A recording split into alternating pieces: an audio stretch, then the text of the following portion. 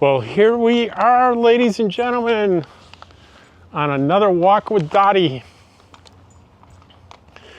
We are, what is it, a Wednesday morning? Is it Wednesday? Yes, it's a Wednesday morning. And it is the 23rd of October, 2024. And there goes the dog.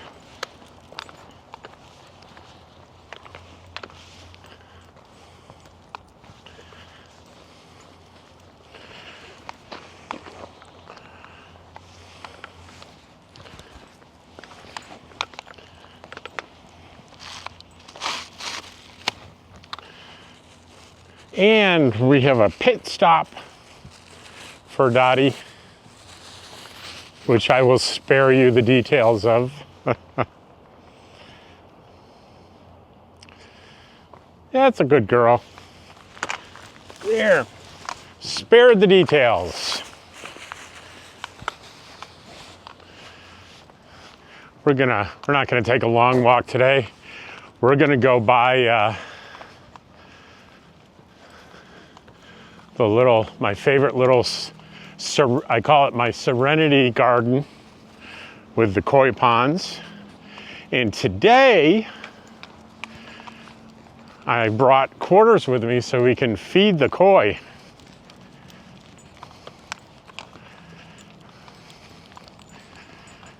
And we'll make a deposit in the dumpster here real quick.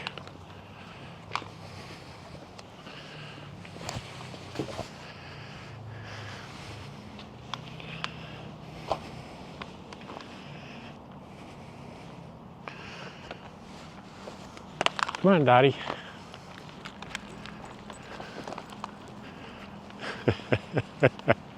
Well, we have a couple of friends here. Maybe. Come on. You say hello? Huh? You gonna say hello? Huh? Be nice, Dottie. Say hello.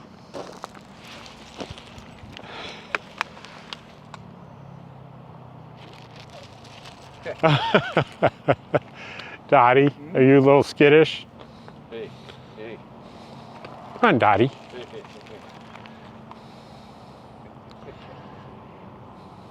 Huh? How old is yours? 7. This is 9. So they're roughly the same age. Pretty close. Yeah. Okay, hey, take care. You too. Well, Dottie, you could have done a little better than that. You could have been a little bit more friendly.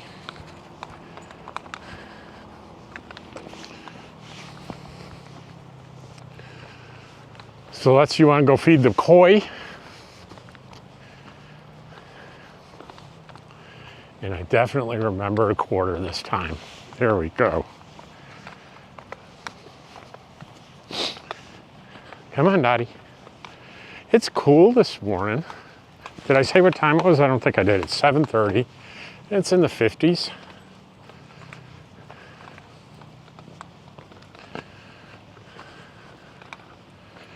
And we have this little vending machine up here. And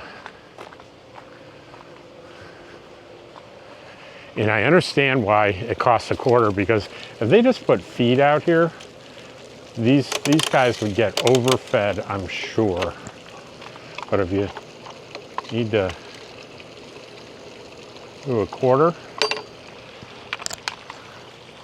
So let's watch these guys. They know what's coming. They saw me. Look at that.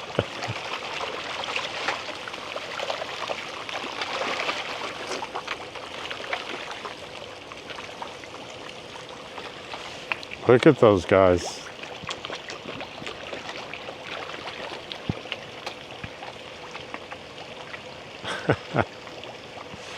I think I got a little bit more, guys. A little spillage here. But it's funny, they see you walking up, and I think they actually maybe hear the sound of this thing, so they know the food's coming. Right, Dottie?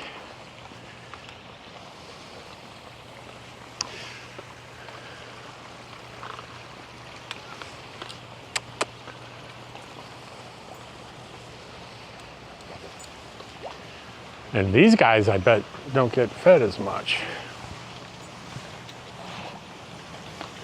They're in a separate pool.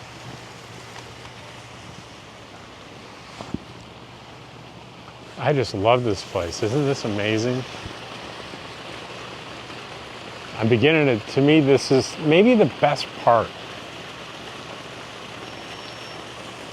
Looks like the ambulance was here this morning.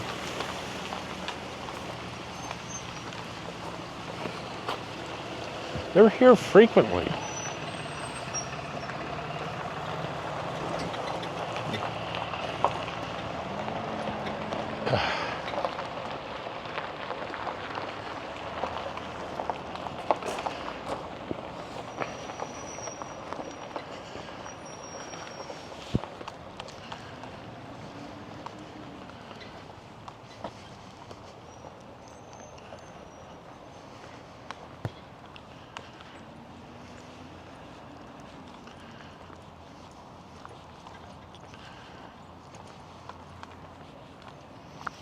You know, if you're in an RV park like me, or if you see ambulances coming in, I can tell you some general things about what you can observe. As a general rule, if the ambulance shows up, usually they'll respond to almost every call with lights and sirens. There's rare exceptions to that. But when they arrive, I'll tell you a big exception to this. Generally, the more serious thing that they see, the quicker they will load the person into the ambulance and go. So if you see an ambulance pull up to a neighbor and they load them into that ambulance very quickly and they take off quickly, and then you hear a siren going to the hospital, that's a serious thing. And they're doing whatever care they can do on the way, because their objective is, let's get them into the ER as quickly as humanly possible. Now, an exception to that is, the most serious is when you arrive and someone's heart is not beating, and you're doing CPR and you're working what they call a code. And in most jurisdictions, you would think, whoa, they must really go quickly to the hospital there. And that's not generally true. And let me explain why.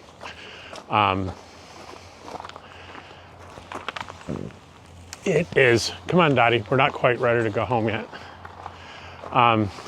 Because the things that you do in the ER when someone's heart stops, the ambulance, especially with paramedics, are capable of doing exactly the same things. They have the drugs and the equipment exactly the same as they do in the hospital. So actually moving the person from where they are can decrease the chances of survival, because the number one thing when someone's heart stops is uninterrupted compressions.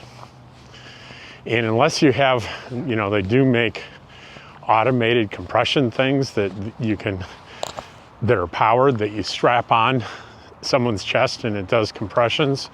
But those aren't very reliable. You don't see them that often. At least I didn't when I was a paramedic. So you need consistent compressions. You need consistent evaluations of the heart rhythm for potential shocking, right? And contrary to what you see on TV, you got that straight line across the monitor where there's no electrical activity. That's called asystole, and shocking that does nothing. But you see them do it on TV all the time, and it's just fantasy dramatic. You have to have, to do that defibrillation shock, you have to have fibrillation, and that is it's it's a specific type of electrical activity that the shocking works, but you have to be prepared to continually monitor for that rhythm. So the thing that saves people is a combination of those chest compressions and defibrillation. There intravenous medications that are given, and there's been a lot of controversy over the years whether those medications really make a difference or not for a run-of-the-mill cardiac arrest. I'm getting off topic, but that explains why the most serious thing, they can be on scene for a long time, and when they do scoop that person and rush to the hospital, it means they've gotten a heartbeat back. And then getting them to the hospital quickly becomes critical. Often what will happen in many jurisdictions, including the ones that I've worked in, is you will try to get that heartbeat back, and hang on, I'm gonna take this off and kind of turn it around so you can see me, since we're not walking anymore. Where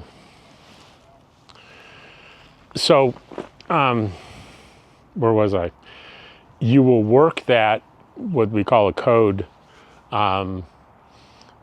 in maybe for X amount of time, and maybe 20 minutes. There are different guidelines for different jurisdictions, but at some point fairly shortly,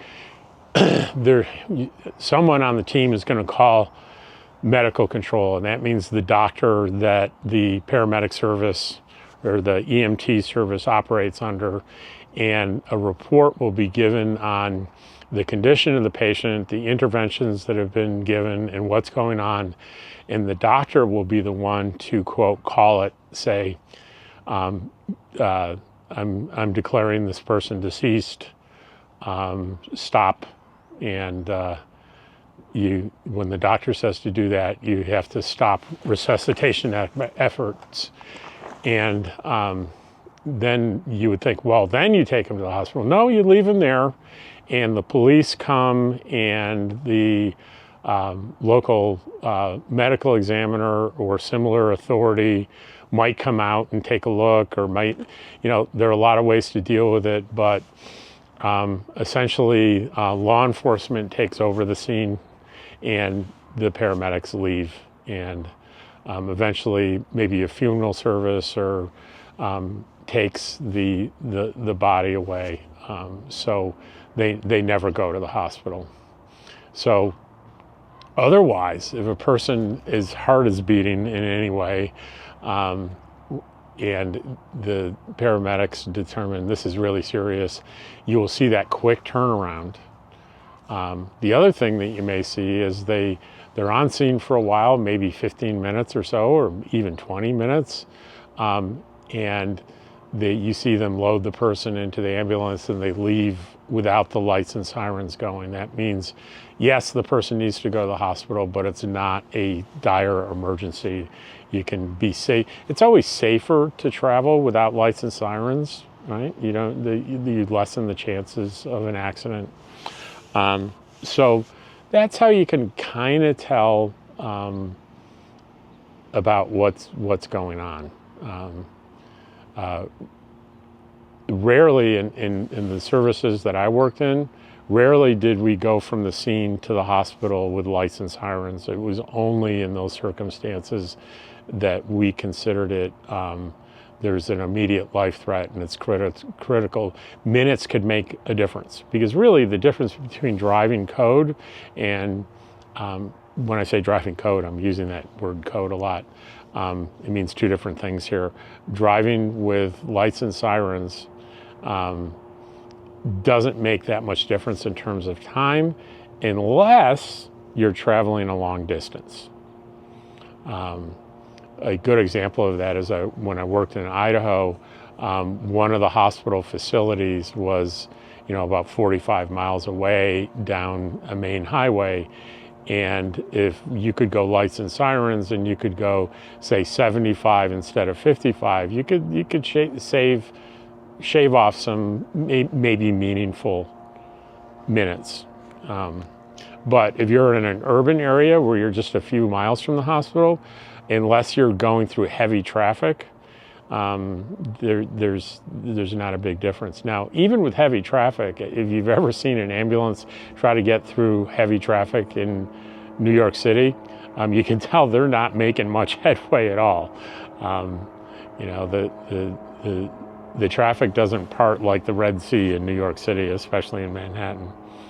But anyway, got off on a big tangent, but gave you a little bit of basic education on how ambulances behave when they're coming to your neighborhood to help somebody out.